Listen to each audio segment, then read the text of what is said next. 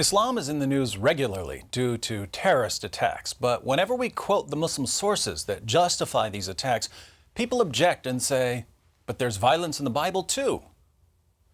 People who respond like this are obviously missing the point. Our criticism of the Quran isn't simply that it contains violence.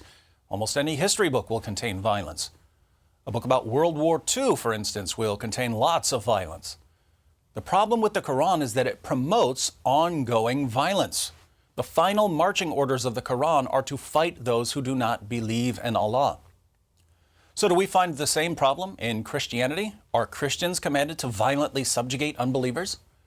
Let's think about how Christians are told to live. In Mark 12, one of the scribes asks Jesus, "What is the greatest commandment?" Jesus answers, "The foremost is, 'Hear, O Israel, the Lord our God is one Lord, and you shall love the Lord your God with all your heart, and with all your soul, and with all your mind, and with all your strength.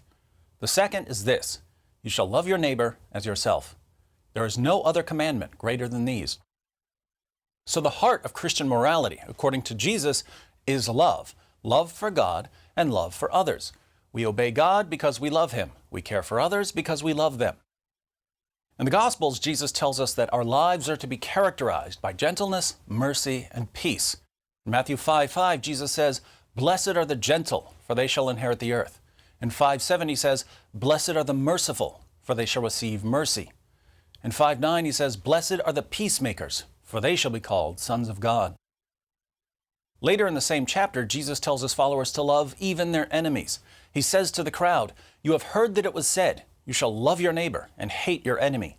But I say to you, love your enemies and pray for those who persecute you, so that you may be sons of your Father who is in heaven. For He causes His sun to rise on the evil and the good, and sends rain on the righteous and the unrighteous." Love your enemies and pray for those who persecute you. Love your enemies.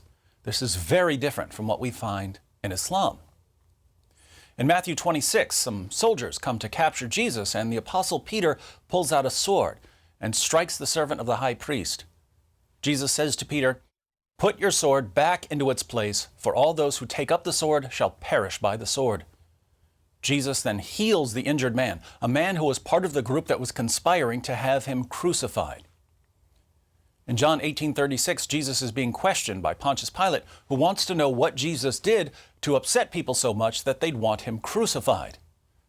Jesus says to Pilate, "My kingdom is not of this world. If my kingdom were of this world, then my servants would be fighting so that I would not be handed over to the Jews. But as it is, my kingdom is not of this realm."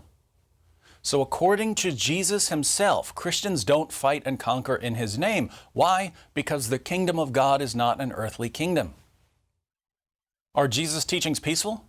Jesus tells us that the greatest commandments are to love God and to love our neighbors. He tells us that we're to be gentle and merciful. He tells us to be peacemakers. He tells us not to return violence for violence, not to retaliate against evil people. He tells us to love everyone, even our enemies, even those who persecute us.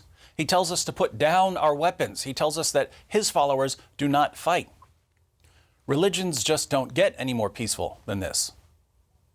So it's clear that the Gospels promote peace. What about the rest of the New Testament? In Romans 12, the Apostle Paul gives Christians some guidelines about how we're supposed to live. In verse 17, he says, "Never pay back evil for evil to anyone." Verse 18, "If possible, so far as it depends on you, be at peace with all men." Verse 19, "Never take your own revenge, but leave room for the wrath of God. Don't retaliate. Let God repay the evildoers." Verse 20, "If your enemy is hungry, feed him, and if he is thirsty, give him a drink." Paul tells us to care for our enemies. In 1 Corinthians 16:14, Paul says, "Let all that you do be done in love." In Ephesians 5:2, Christians are commanded to walk in love. In 1 Thessalonians 3:12, Paul says, "May the Lord cause you to increase and abound in love for one another and for all people."